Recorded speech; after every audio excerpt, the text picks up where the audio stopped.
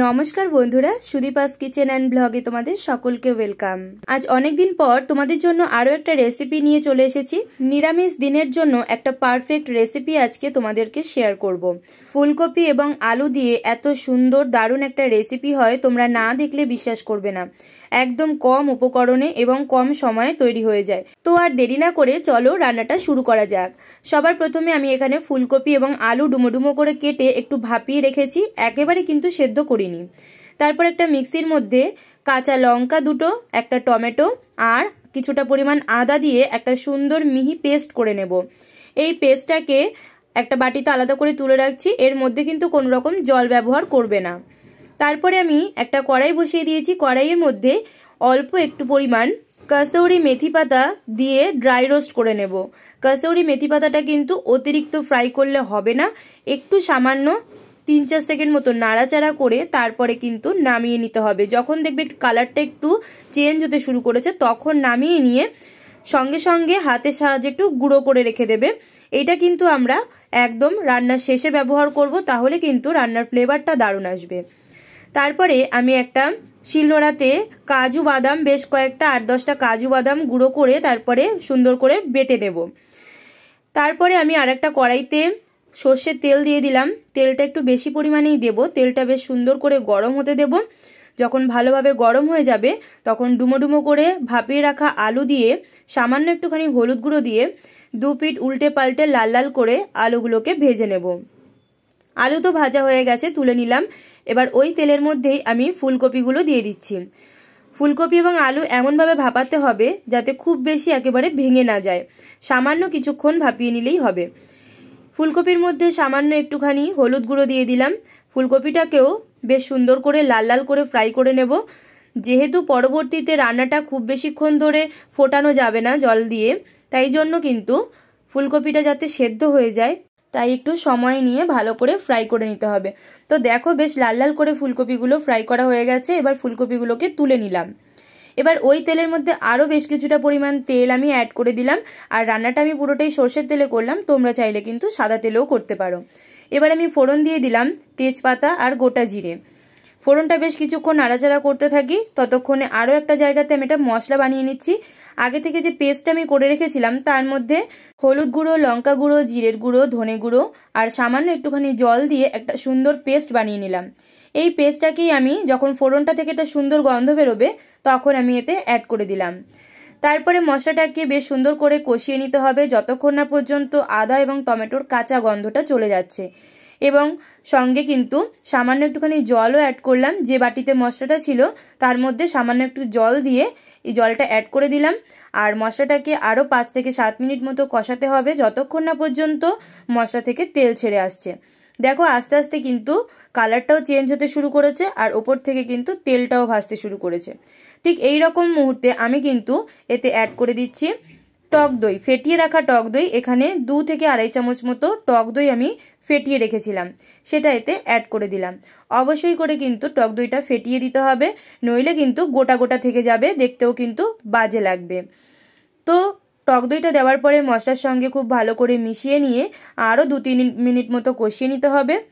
এটা কষতে থাক, ততক্ষণে বলে রাখি আমার চ্যানেলে আমি কিন্তু আরও নানান রকম নিরামিষ রান্নার রেসিপি শেয়ার করেছি। তোমরা কিন্তু চাইলে অবশ্যই আমার চ্যানেলটা একবার ঘুরে আসতে পারো। আমি তোমাদের সুবিধার জন্য আলাদা করে নিরামিষ রেসিপির একটা প্লেলিস্ট বানিয়ে দেব। তো এবার আমি এতে অ্যাড করে দিচ্ছি কাজু বাদাম বাটা। যে কাজু বাদাম আমি বেটে রেখেছিলাম 8-10টা কাজু বাদাম, সেই বাটাটা আমি এতে অ্যাড করে দিলাম। কাজু বাদাম দেওয়ার পরে খুব বেশিক্ষণ কিন্তু নাড়াচাড়া করা বা কষানো যাবে না, তাহলে কিন্তু কড়াইয়ের তলা ধরে যেতে পারে। এবার আমি কিন্তু পরিমাণ অনুযায়ী নুন দিয়ে দিচ্ছি। যখন আমি মশলার পেস্টটা বানিয়েছিলাম তখন কিন্তু আমি কোনো রকম নুন এতে ব্যবহার করিনি, এটা আমি এই সময়তেই ব্যবহার করলাম। তো মশলাটা খুব ভালো করে কষানো হয়ে গেছে, তোমরা দেখেই আশা করি বুঝতে পারছো, ওপর থেকে তেলও ছেড়ে আসছে। এবার আমি ভেজে রাখা আলু এবং ফুলকপিগুলোকে এক এক করে অ্যাড করে দিচ্ছি। আলু এবং ফুলকপিগুলো এমনিই অনেকটা ভালো করে ভাজা রয়েছে, প্রায়টা সেদ্ধ হয়ে গেছে বলাই যেতে পারে। তবুও আমি মশলার সঙ্গে আরও 5 থেকে 7 মিনিট মতো কষিয়ে নেব, যাতে ফুলকপি এবং আলুটার মধ্যে মশলার ফ্লেভারটাও খুব ভালো করে প্রবেশ করে। এই সময় কিন্তু জল দেওয়ার দরকার নেই, আস্তে আস্তে মশলাটার সঙ্গে ফুলকপি এবং আলুটাকে কষতে থাকতে হবে। এই সময় গ্যাসের ফ্লেমটা কিন্তু একেবারে মিডিয়ামে রাখতে হবে, খুব বেশি হাইতে করে দিলে কিন্তু পুড়ে যেতে পারে। আস্তে আস্তে মশলাটার সঙ্গে মিশিয়ে নেওয়ার পর দেখবে মশলাটা খুব ভালো করে কষে এসছে, আর দেখবে কালারটাও খুব সুন্দরভাবে চেঞ্জ হয়ে আসছে। দর্শক বন্ধুরা, তোমাদের যদি আরও নানান রকম নিরামিষ রেসিপির কোনো রিকোয়েস্ট থাকে তাহলে প্লিজ আমাকে জানিও কমেন্ট বক্সে, আমি অবশ্যই পরবর্তীতে করে দেখানোর চেষ্টা করব। আমার চ্যানেলে আমি এর আগে ফুলকপির রোস্ট শেয়ার করেছি, সেটা কিন্তু একেবারে নিরামিষ রেসিপি, তোমরা কিন্তু সেটা ট্রাই করে দেখতে পারো, খেতে কিন্তু খুবই ভালো লাগে। আর এই যে রেসিপিটা আমি বানাচ্ছি তোমরা অবশ্যই বলো তো এই রেসিপিটার নাম কি দেওয়া যায়। আমার মতে তো মনে হয় নিরামিষ ফুলকপির রসা বলাই যেতে পারে, তবুও তোমাদের যার যেটা মনে হয় সেটা আমাকে অবশ্যই কমেন্ট বক্সে জানিও যে এই রেসিপিটার নাম কি দেওয়া যায়। তো দেখো ভালো করে তো কষানো হয়ে গেছে, এবার আমি পরিমাণ অনুযায়ী জল অ্যাড করে দিচ্ছি। জলটা একটু বুঝেই দিতে হবে, কারণ সবাই তো গ্রেভির পরিমাণটা ঠিক কেউ গ্রেভিটা বেশি রাখতে চায়, কেউ কম রাখতে চায়, তো সেই বুঝেই তোমরা জলটা এতে অ্যাড করো। আমি এখানে বেশ কিছুটা পরিমাণ জল অ্যাড করেছি যাতে সবজিগুলো ভালো করে ডুবে থাকে, সেই রকম পরিমাণ জলই ব্যবহার করেছি। তো এবার আমি ঢাকা দিয়ে আরও 3-4 মিনিট মতো ফুটতে দেব। আর এই রান্নাটার ক্ষেত্রে অতিরিক্ত জল দিলে কিন্তু খেতে একদমই ভালো লাগে না, একটু যদি অল্প ঝোল থাকে বা গ্রেভিটা অল্প থাকে তাহলেই কিন্তু খেতে বেশ ভালো লাগে। তো দেখো আলুটাও ভালো করে কিন্তু সেদ্ধ হয়ে গেছে, আস্তে আস্তে ঝোলটাও টেনে এসছে। তোমরা যদি রান্নার মধ্যে কোনো রকম মিষ্টি খেতে পছন্দ করো তাহলে এই সময়তে সামান্য একটুখানি চিনি অ্যাড করতে পারো, আর নুন ঝালটা একটুখানি চেক করে নেবে। আমার তো ঠিকঠাক আছে বলে আমি আর কিছু অ্যাড করলাম না। আর সবশেষে আমি যে কাসৌরি মেথি পাতা গুঁড়ো করে রেখেছিলাম ড্রাই রোস্ট করে, সেটা আমি এতে অ্যাড করে দিলাম। এতে কিন্তু রান্নার ফ্লেভারটা দারুণ আসে। আর কাসৌরি মেথি পাতা দেওয়ার পরে গ্যাসের ফ্লেমটাকে বন্ধ করে 5 মিনিটের জন্য ঢাকা দিয়ে রাখবে, তাহলে কিন্তু রান্নায় সুন্দর একটা গন্ধ আসবে। তো দেখো আমাদের এই ফুলকপির দারুণ সুন্দর নিরামিষ রেসিপিটা রেডি হয়ে গেছে। এবার আমি আস্তে আস্তে সার্ভ করে দিচ্ছি।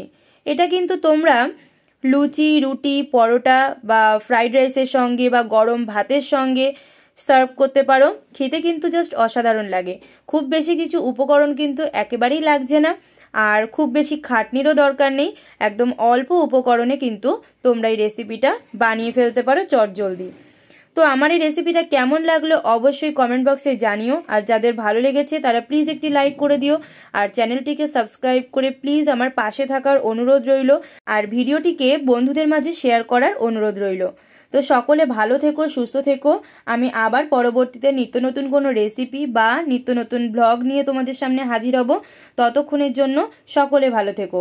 আজকের মতো এই পর্যন্তই, টাটা।